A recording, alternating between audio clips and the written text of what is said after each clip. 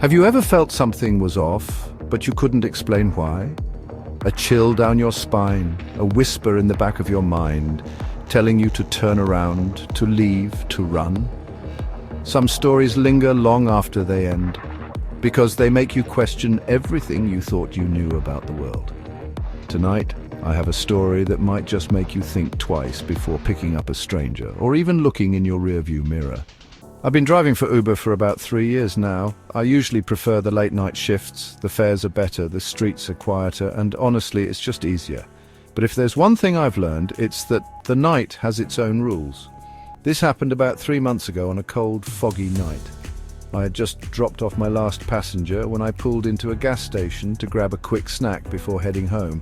I was parked for maybe 3 minutes when I got a ride request, just a few blocks away. I accepted the ride, turned the key in the ignition, and checked my rearview mirror before pulling out.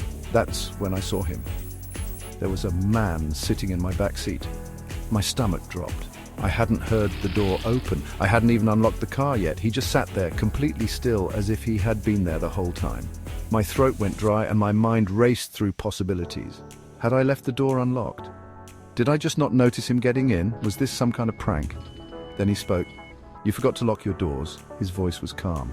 Too calm. I forced out a nervous chuckle. I think you got into the wrong car, man. I wasn't even at the pickup yet." He just stared at me through the rearview mirror. His eyes. Something wasn't right. He didn't blink.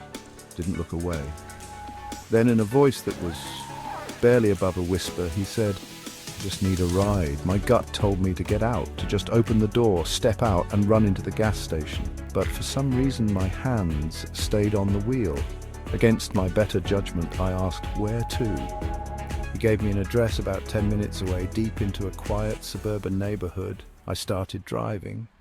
The first few minutes were silent, except for the occasional rattle of my tires on the cracked asphalt. Then suddenly he spoke. "Do you believe in ghosts?" His question came out of nowhere, and it made my skin crawl. I let out a nervous laugh. Not really." No response, just silence. A few more seconds passed, and then, in a voice so low I almost didn't hear it, he said, "That's a shame. Because you're driving one." I felt a chill run down my spine. I glanced at the rearview mirror. He was still staring at me.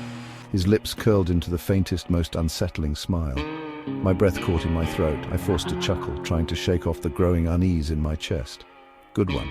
Then he leaned forward slightly. "You don't believe me, do you? Look, man, if this is a joke, I died on this road." My heart pounded against my ribs. I swallowed hard and flicked my eyes to the GPS, desperate to see how much farther until I could get this guy out of my car.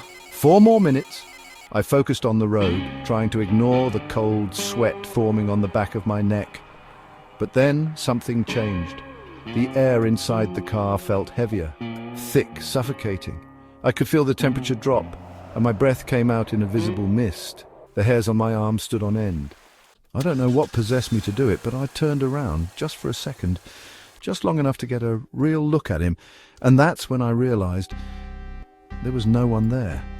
I slammed on the brakes so hard my car skidded to a stop. My breathing was erratic, my hands trembling against the wheel. The back seat was empty, the doors were still locked. There was nowhere for him to have gone. I stared at the seat for what felt like forever before forcing myself to move. My hands were shaking as I checked my phone. My GPS was still leading me to the same destination. I didn't know what else to do, so I kept driving. When I finally reached the address, I pulled up to an old house. The porch light flickered dimly. There were no cars in the driveway, no signs of life. I looked at my rearview mirror one last time, and that's when I saw it. The backseat seatbelt was buckled. I never buckled the backseat seatbelt. The cold in my chest suffocated me. I threw the car into drive and sped off, not looking back. Later that night, curiosity got the best of me. I searched the address on my phone. The first thing that popped up, a news article about a hit and run. A man had been struck by a driver 3 years ago, right near that address. He had died instantly. The name in the article, it matched the name on the ride request. I haven't driven for Uber since, and now I never forget to lock my doors. Some stories are meant to be told, and some are meant to be warnings. Was this just an eerie coincidence, a late-night hallucination from exhaustion? Or did I give a ride to something not quite human? Let me know what you think in the comments below.